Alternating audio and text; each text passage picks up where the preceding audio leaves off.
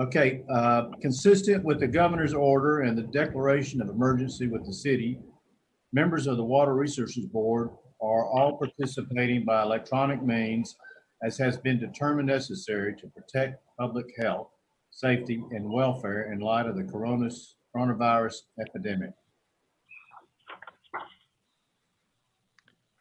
Okay, Great. We're ready to go? Ready to go. All right, first we have our consent agenda. We've got 6 items on the consent agenda. Does anybody care to discuss any of those individually?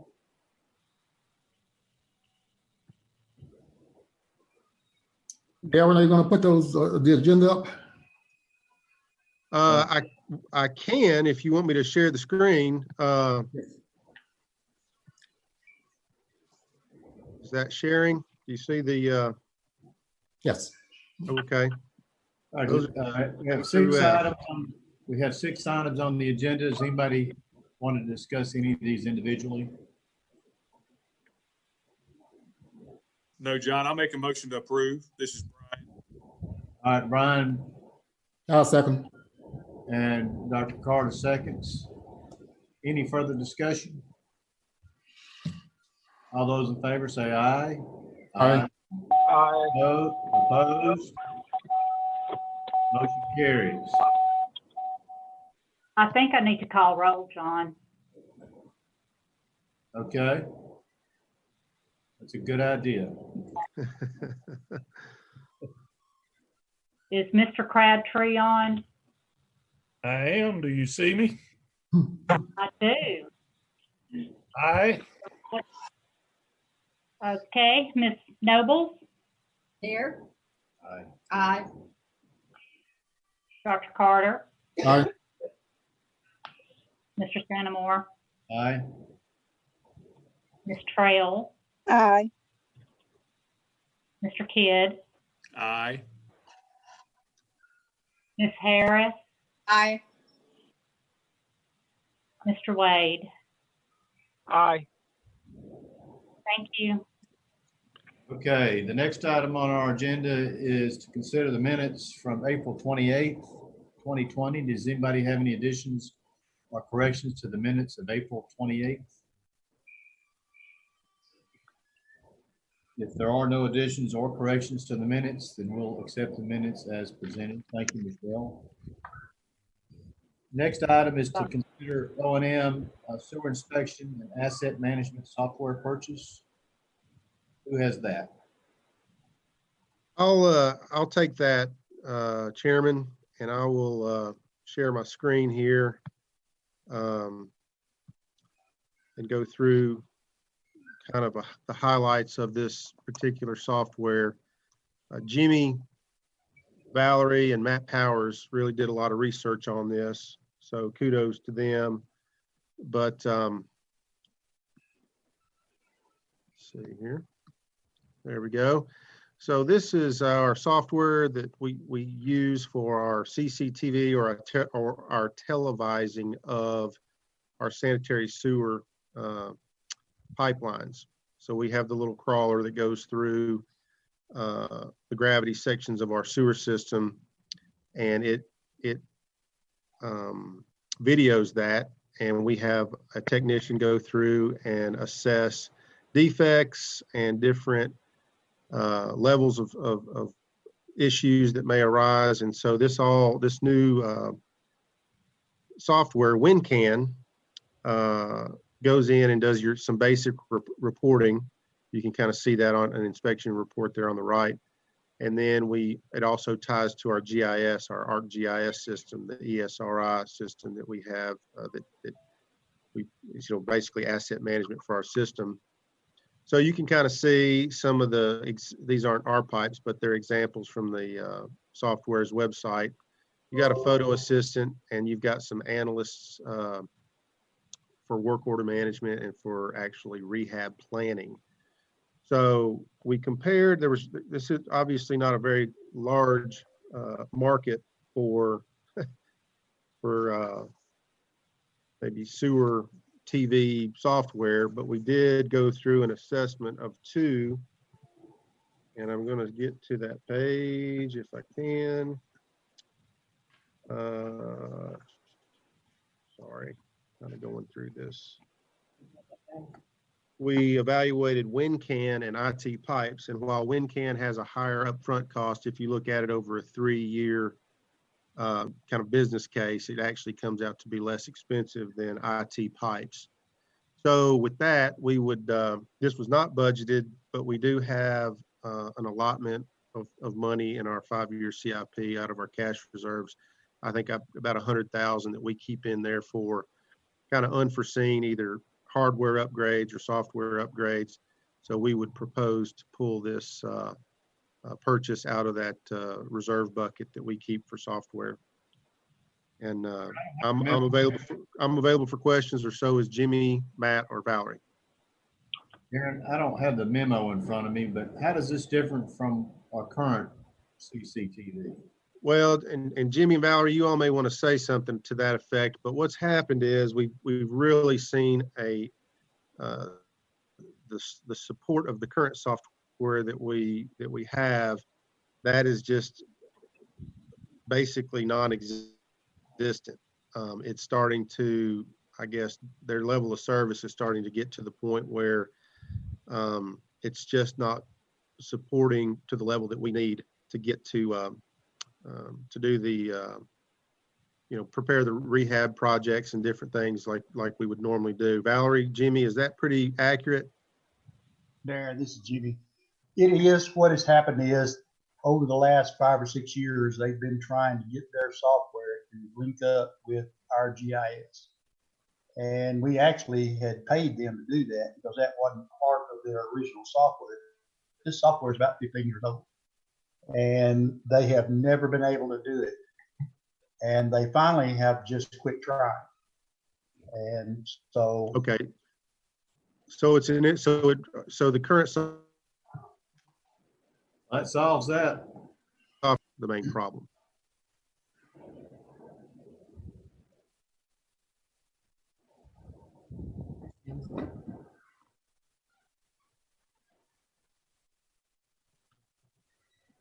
This is Sandra. I move for approval. Got a motion? I second. This is Kathy. I got a second. Michelle, please call roll. Oh, any other discussion? I'm sorry, any other discussion?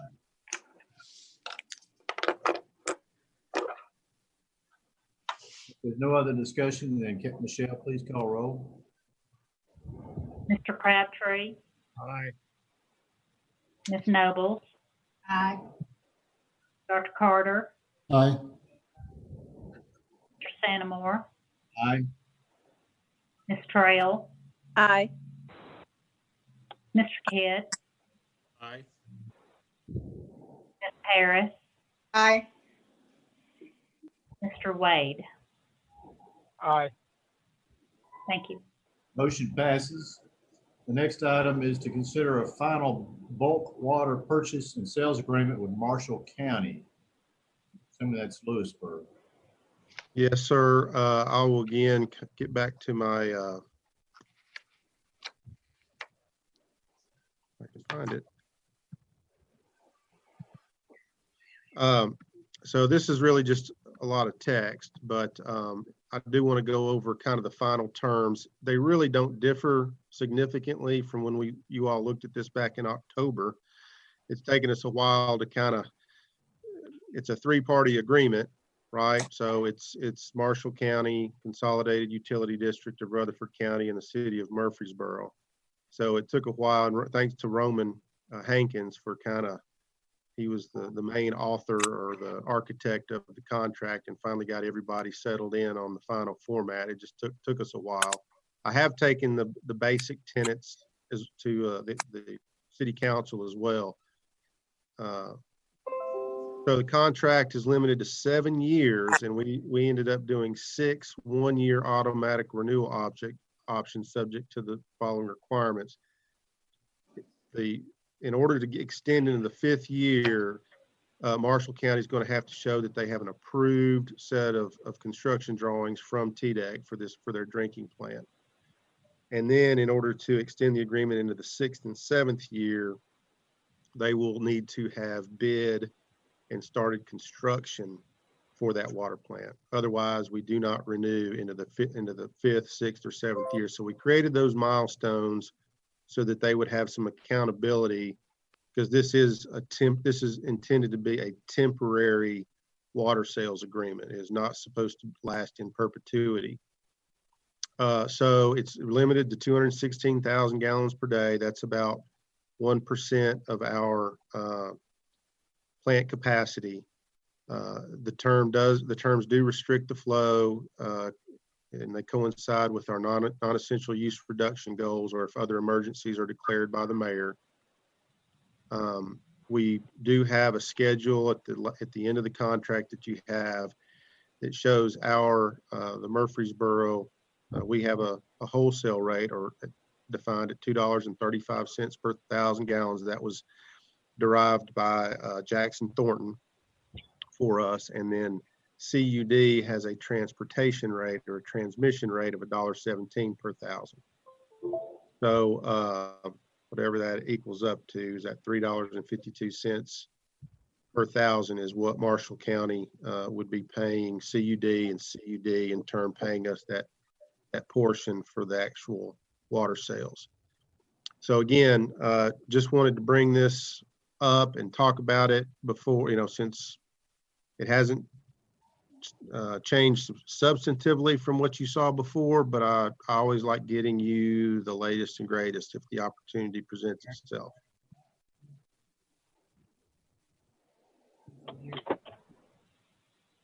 So we would recommend moving forward. All right. Darren, Yes, sir. it seems like a very low amount for a whole county. Is it serving the city as well, or just the? No, they're in a moratorium right now, Dr. Carter, with regards to development. So they do purchase water from other surrounding utilities. I think that those sources are no longer willing to extend additional water sales. And plus, I think the area that they're looking at, they have a connection there with consolidated utility, a pre-existing connection with consolidated utility. So they had originally just asked CUD to purchase it from CUD, but CUD's board felt like until the Corps of Engineer contract is executed, they didn't feel comfortable doing it. So then they came to us because they know that we're connected to CUD. So I think it really was the convenience and the location of where they're trying to build new homes, and the fact that maybe other utilities were no longer willing to sell it to them.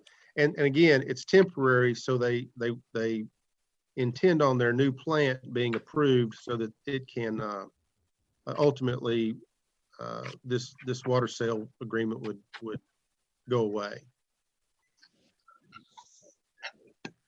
Darren, is there a chance that if it were to last, the entire length, could we possibly incur additional expense other than just the cost of the water?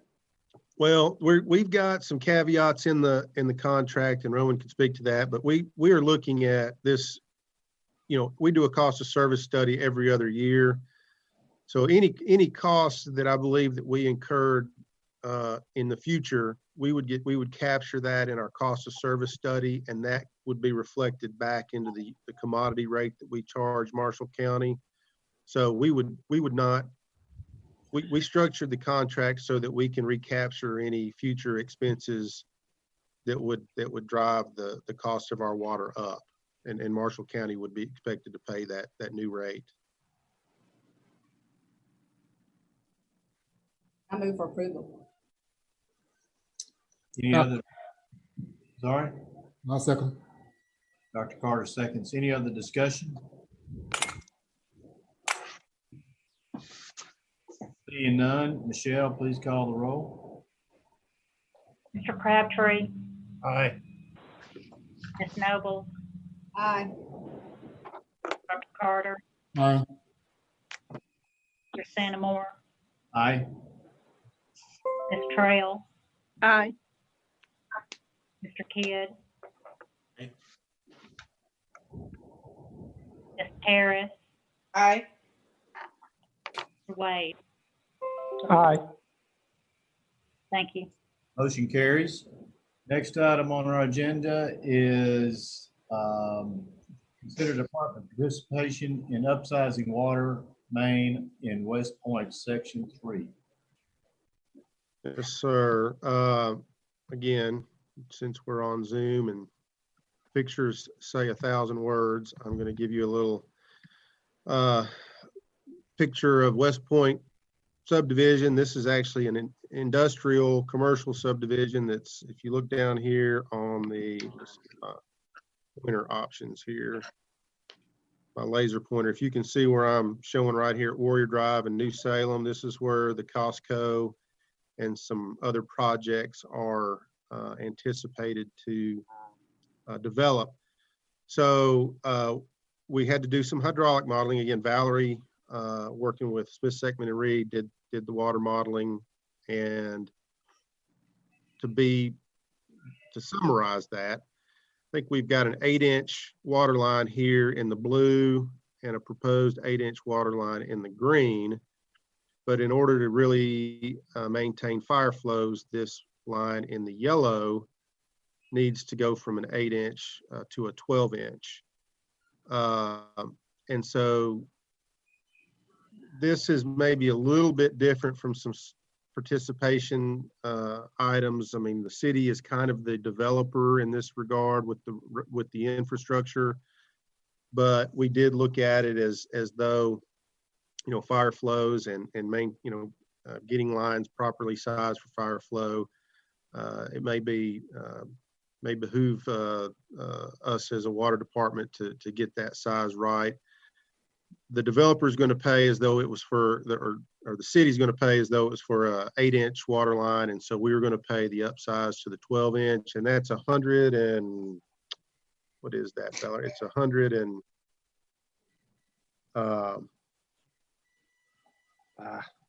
It's sorry, $109,477.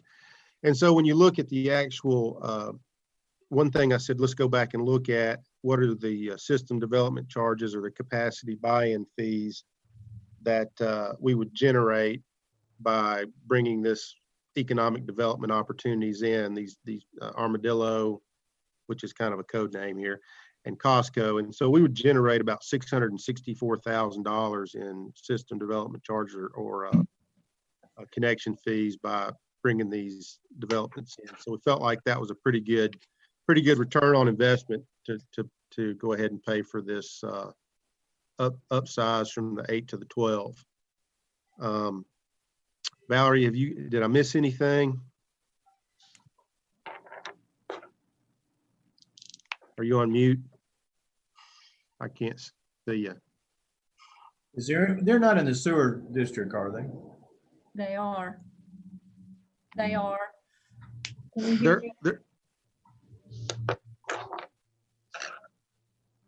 They're in our sewer district, but they're not in a special assessment district. So there will be, I can't hear you, Valerie, I'm sorry.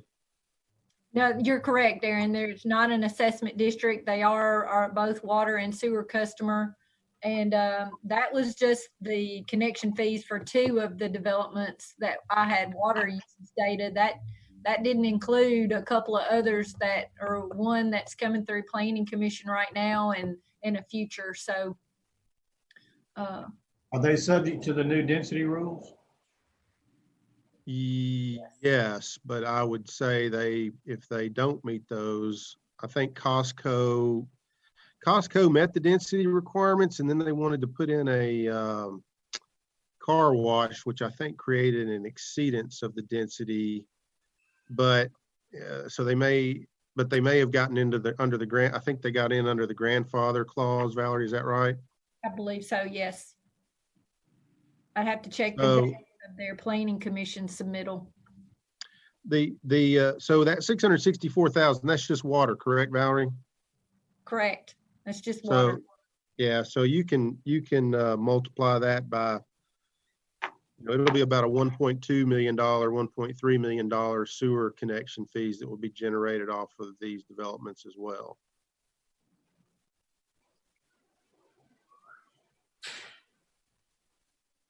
And I think, you know, the way we structured the ordinance, although I think we're finding out car washes are really going to be a problem with our sewer capacity allocation, because they do take up a lot of water, and we may end up not having as many car washes in our system as maybe we would have prior to the allocation ordinance. These are these are the type of jobs, commercial and industrial businesses that we did want to, you know, they do create jobs, they do create sales tax, they do create a lot of ancillary benefit to us as a city. And why we really structured the sewer allocation ordinance to accommodate maybe an excess density when there's those other substantial benefits from sales tax and job creation. And again, they're not putting any burden on schools, public safety, parks and rec, other than maybe the people that move here for those jobs. Mr. Chairman, that seems like a pretty good return on our investment. I move for approval. Yeah, I second. Brian, was that a motion? That was. No, I'm sorry. Mr. Kidd made a motion. Dr. Carter, you seconded? I think that was a yes. So Yes, yes, I did. any other discussion? And Michelle, please call the roll. Mr. Crabtree, Aye. Ms. Noble, Aye. Dr. Carter, Aye. Mr. Santamore, Aye. Ms. Trail, Aye. Mr. Kidd, Aye. Ms. Harris, Aye. Mr. Wade. Aye. Thank you. All right, motion passes. Next item is our overall Creek Pump Station upgrades update. Yes, sir. Again, I'm going to share my screen here. This is just more of an update. Again, I like to, when we bring you these projects that use substantial amounts from our reserves, when we have a scope change, I like to, at least before I bring it for your approval, I want to bring it to your attention. So I'm not asking you to vote on it or make a recommendation to the council on it today, but I did want to just show you kind of the original scope.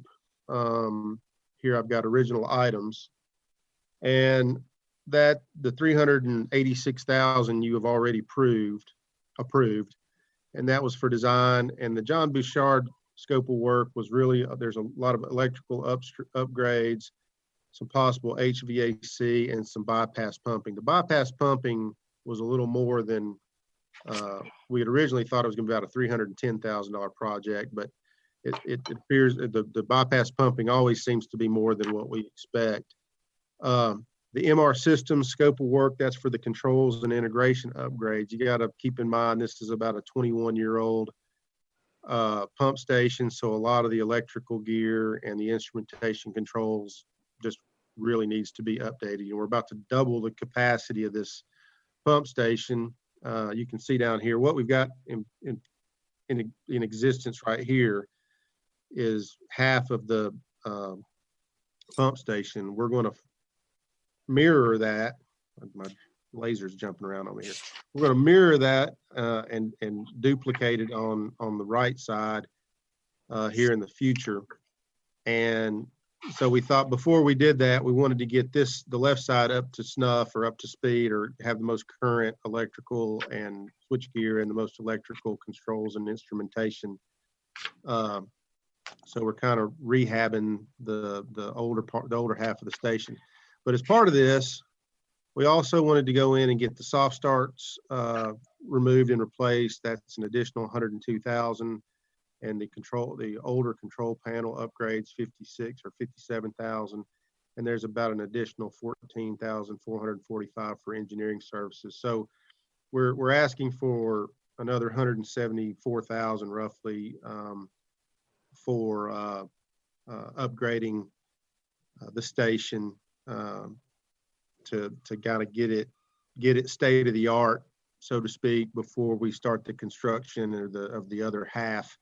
So that brings up the total to just under $560,000, which again, we've got the cash on hand to do the work.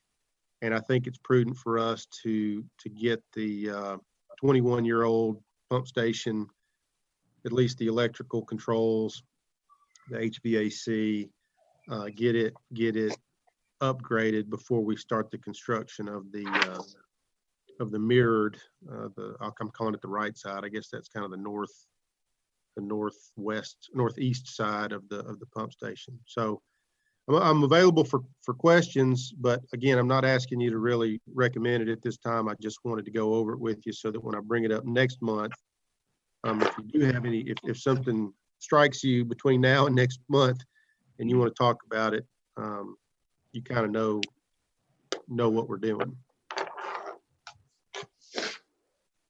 Okay, any questions for Mr. Gore?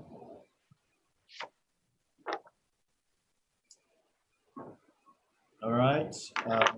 Anything on the dashboards or financials? Yeah, I wanted to, well, I'd asked Doug to do this, and I did create a slide here. Of course, you know, I'm a slide kind of guy, but I apologize. But I wanted to show you with the COVID pandemic. Doug went in there and kind of showed a March of 19 compared to March 20 and an April 19 compared to April 20. You can see down here on the bottom here with the color code. So you can kind of see, and up here at the top, he talks about April 2020 versus April 2019. We're down 2% in revenue from you know, I think April was really probably the month where everything was quite literally just shut down from our food service establishments and even an MTSU. But that's not a substantial dip. I mean, that's 2% is not a huge revenue reduction. And April, even compared between April and March of 2020, is down 1%. I do think, and we didn't look at this, but March of 19 compared to March of 20, that was down, I think, about 6 or 7%, Doug, is that correct? Yeah, March of 19 to March of 20, you can see the residential, I believe was up some in residential from March and night. Those are the first two columns, the blue. First two columns, yeah, right here, the orange and the blue. Yeah, it was up. So it was up. You can see large commercial down there at the bottom, the yellow, that's where we really saw a drop, but our residential was up, which offset most of the shortage on large commercial, and some government obviously was down and small commercial was down. Industrial was not down much. All right. So just wanted to bring that to your attention, just to kind of give you a feel for revenues. And I did bring this up at City Council last Thursday about the fact that I had Randy run a late fees report from all of April through the first two cycles in May. We really probably should need to update that. There's about 80 some odd $1,000 in late fees that at some point we have to, you know, we've not turned anybody's water off, okay, since April and May, and we don't expect to do it in June either, just based on the condition that we've got and people being out of work and potentially having hardship paying their bills. We're not going to turn anybody's water off. But we are still accruing late fees for folks that are not paying. And at some point, we need to decide and there may be some of those when we decide, hey, you know, if we can't work out a payment plan, or if folks get so far behind, I don't know if that's going to be a lot. I mean, $80,000 in late fees over a month and a half it's that doesn't scare me, and that's not something that I think we should be able to work through. But there may be some pleas from certain customers to ask for forgiveness on those late fees. So, and I know one councilman has asked me to look into that already. So it may be, I'm just thinking out loud now, which is dangerous. You know, we asked for folks to fill out a form or an application for the extended summer sewer credits for a couple of years here when we've gotten into kind of drought conditions in the late fall. And people have applied and asked for, you know, a certain credit because they were still watering their yards and their gardens. So we kind of had an application style format where if you applied for it, we could review it. And so there may be something we can do in that regard. I think doing talking with Melissa, and even hadn't really talked to Doug, but if I don't know if the comptroller, the state comptroller is going to come out and say you can or you can't do it. I'm just letting you know that from a staff level, a director level, I'm not comfortable writing off or just forgiving late fees. What was the amount of late? It was about around $82,000 or $83,000, and that was through May. How much was the actual water bill that has built up? Oh no, well that's a cumulative 80. I don't know individual water bills. I mean, that's an 82,000 across the whole system. That includes water and late fees? Their bill? Yeah, that would be water and sewer late fees, I think. Right, Randy? Are you there? No, I'm talking about water usage as well. So you haven't cut their bill off, so they haven't paid their bill either, right? Right. I mean, right. There's some that, Randy, are you here? Well, yeah. I say, this is Doug. The water, the late fees are on water and sewer, et cetera, but it is just the late fees that were assessed for people who did not pay their bill by the due date, and we only charge that one time. We don't add to it every month. Okay. I mean, Dan, how does that compare to a normal, this time? I mean, what are late fees? Are they 25, 50% of that?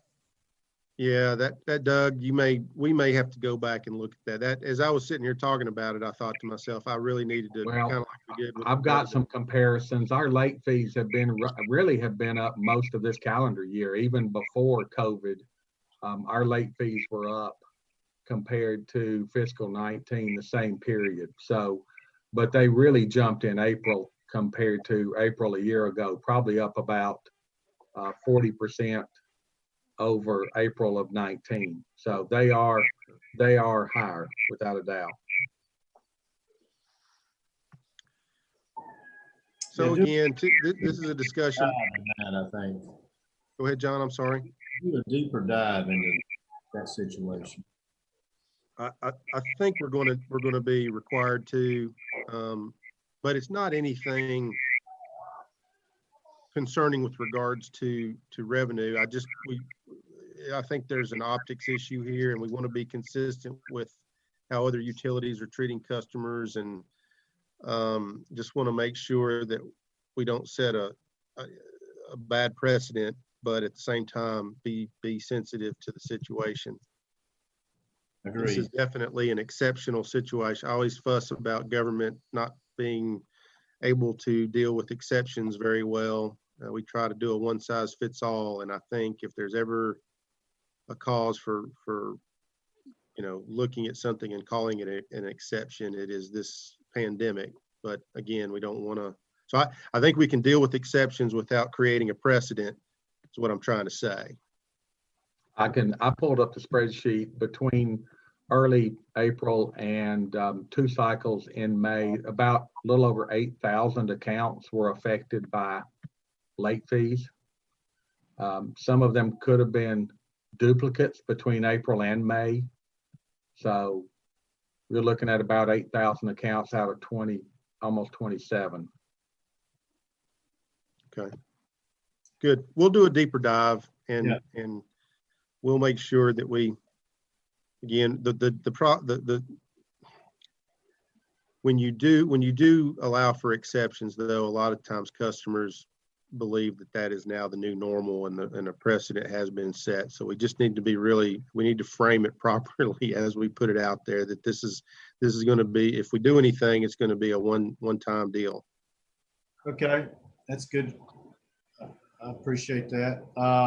Anybody else have anything for Darren or Doug? I guess, Darren, just to summarize, I guess it's safe to say that really this COVID impact certainly is not going to have a material impact on our current fiscal year or expect next year's budget or next year's operations really either. So that's a fair assessment, I assume, correct?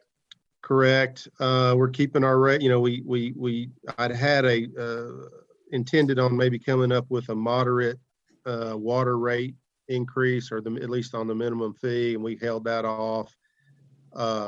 Unless growth, you know, again, a lot of our budget is dealing with those connections, but that a revenue that we expense out. So if our operating budget will be, we're in pretty good shape. I believe Doug can attest, I think, to that we're in pretty good shape. I don't see it affecting our revenues to a great extent. No, some of the ancillary revenues like non-payment fees and late fees may be some, but they're not the big needle. They don't move the needle like water and sewer revenues do. All right, any other, anything else from the dashboard of financials, Darren or Doug? Well, through No, April, our revenues are still pretty much in line for year to date, and as most our expenses are running below budget. So through April, our bottom line, as usual.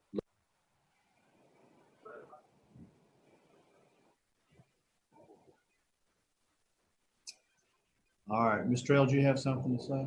Your box lid. No, sir. No, sir. All right. Any other business to be brought before the board? No, sir, not from staff. If there's no other business, then we stand adjourned.